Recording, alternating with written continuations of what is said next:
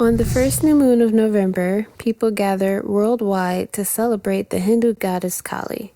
Known for her mysterious and intimidating aura, she is honored as a symbol of pure power and destruction. But beneath her fearsome appearance are many layers that can actually closely resonate with many women. We know that religion is a source of comfort and empowerment, and there's nothing like suffering to bring us closer to God. Women happen to be right at the center of feeling it all. We're 2 to 3 times more likely to experience trauma and make up more than half of all chronic pain cases. But this could actually be just the opportunity to form a strong connection with Kali. Her feminine excellency embodies the transformation that defines healing. And this is what we call alchemy.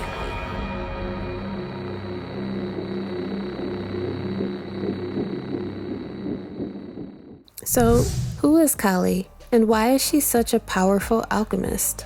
We'll explore all of that in this video, but first, let's start by looking at space. Over 95% of our universe is dark matter. These are massive particles that don't produce, absorb, or reflect light. Even science is still trying to figure out what it is. And this vast unknown is Kali. She is the universe and duality, the blackness and the dawn. You could even say that she is the creator god and also the one who will reap us in the end. Among many things, she has a dark complexion, multiple arms, and wears a necklace of human heads that hangs past her skirt of arms. She is a complex, goth-like deity whose name itself means time, beyond time, or she who is black. Her portrayal is spectacular and a fierce representation of unapologetic feminine will. Tantric passages describe her as formless, yet having form through the power of illusion or Maya.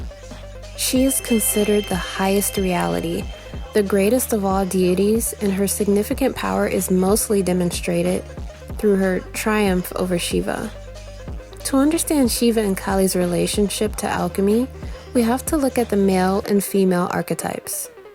In life, all things have an androgynous nature, with both feminine and masculine qualities. Ancient teachings described androgynous beings as the only ones who actually demonstrated the full potential and perfect balance of a human being. In Hinduism, deities usually divide into consorts, 2 halves of the same energy, male and female, respectively, and paired in partnership. Kali's consort is none other than Lord Shiva. Like Kali, he is also destruction and transformation in living form. He is part of the Holy Trinity, the 3 most powerful deities to exist, and symbolizes meditation, abstinence, and the cyclical nature of life. These things are represented by his third eye, crescent moon, and the sacred rivers flowing from his hair. In union, he and Kali create and destroy infinite worlds.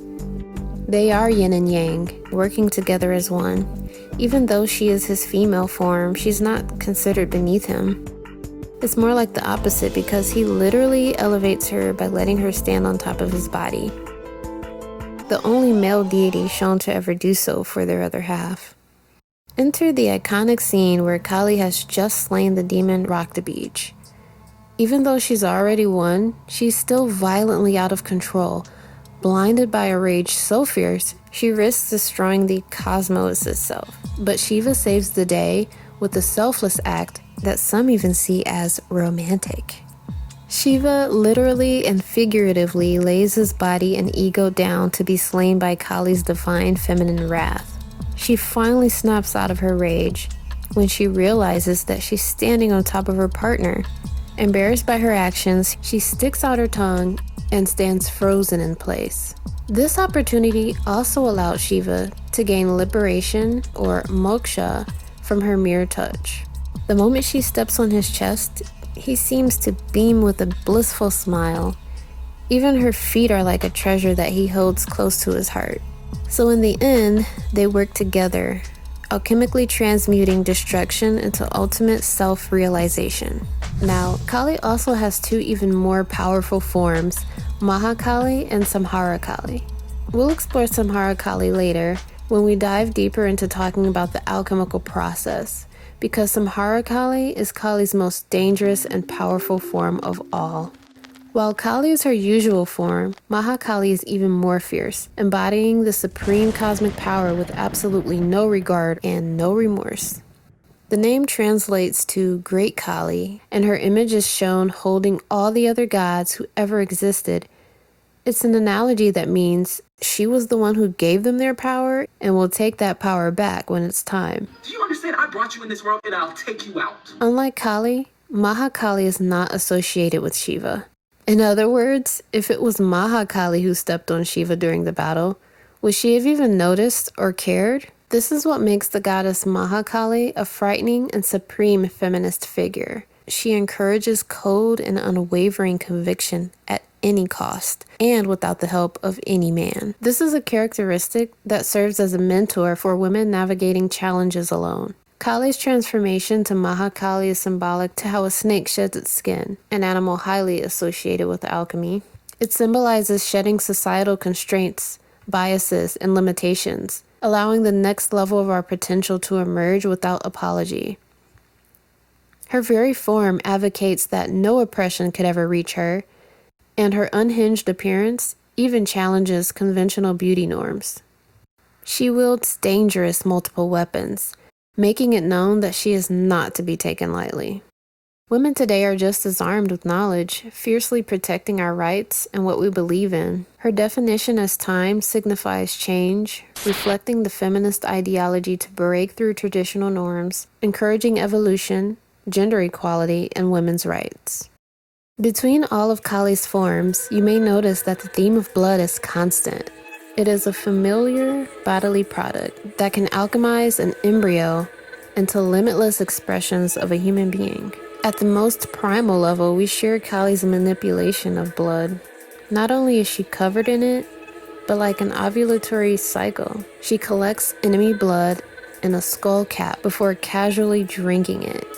This move is so shockingly dark and grotesque. In fact, it's a familiar feeling that's been historically trailing along about women's monstrosity of menstruation since the beginning of time.